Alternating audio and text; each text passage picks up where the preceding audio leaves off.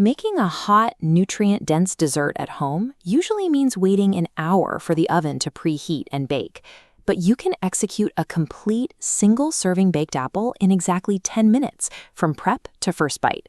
You end up with a steaming, perfectly soft apple packed to the brim with tart fruit and bubbling syrup. To get there, you need the right materials. Grab a sturdy baking apple, like a Golden Delicious, Granny Smith, Jonathan, or Braeburn. You also need cinnamon, dried cranberries, brown sugar, butter or margarine, and a dedicated coring tool, like a melon baller or paring knife. Gathering these specific tools and ingredients before making your first cut ensures you won't face structural failures or scrambling once the high-heat cooking phase begins. Step 1 is establishing a clean workspace. Wash your hands thoroughly with soap and water and give the exterior of the apple a rigorous scrub to remove any wax or debris. Now we hollow out the center. Take your melon baller or paring knife and carefully carve out the central seed cavity from the top down. As you dig, pay close attention to the depth of your tool. The most common mistake here is accidentally piercing completely through the bottom of the fruit. This diagram shows the inside. Leave a solid base at the bottom of the core, creating a natural bowl. If you breach that barrier, melted sugar and fat will drain out, stripping the flavor profile. The next structural risk is the apple skin itself. Under intense microwave heat, the moisture inside the flesh creates steam pressure that can rupture the exterior. To create a pressure release, take your peeler and remove a small, continuous band of skin completely around the top rim of the apple. Approaching this preparation as an architectural exercise ensures the fruit remains physically sound while trapping the maximum amount of flavor inside the cavity. With the structure secure, we move to flavor layering. Start by dusting cinnamon to taste down into the hollow cavity and around the exposed top rim.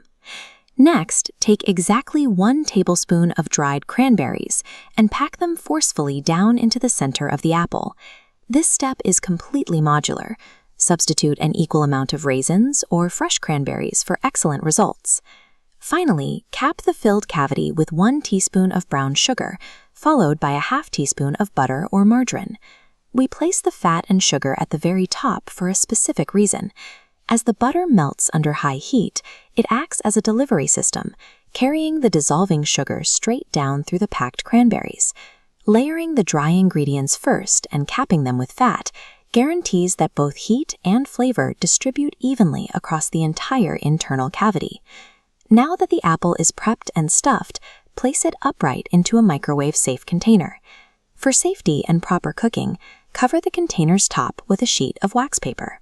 Make sure this cover is loose to trap a measured amount of steam. Creating a tight seal traps too much pressure, creating a dangerous vacuum inside your microwave. Set your microwave to high power and start the timer for 2.5 minutes. This bar chart displays wattage output across different microwave models. Because a 700-watt machine cooks much slower than a 1200-watt machine, relying entirely on a strict 2.5-minute timer will lead to inconsistent results. To bypass that wattage variability, we use the fork test as our definitive method for checking if the apple is fully cooked. You are looking for 0 physical resistance. The fork must slide completely through the center flesh without sticking. If the apple flesh pushes back or feels firm, put it back in the microwave for 30-second intervals until it finally yields to the fork. Prioritizing this physical feedback over an arbitrary digital timer ensures your apple becomes perfectly tender without degrading the cellular structure into mush. Once the fork slides easily, the ingredients will have fully integrated into a hot syrup. Let the dish cool slightly before you take a bite. For a group, the scaling rule is simple. Take the base time of 2.5 minutes and add 1 minute per additional apple. Medline Plus data shows this build delivers 5 grams of dietary fiber for only 160 calories per serving. If you have leftovers, strict food safety rules apply. Move any uneaten portions into the refrigerator within 2 hours to stop bacterial growth.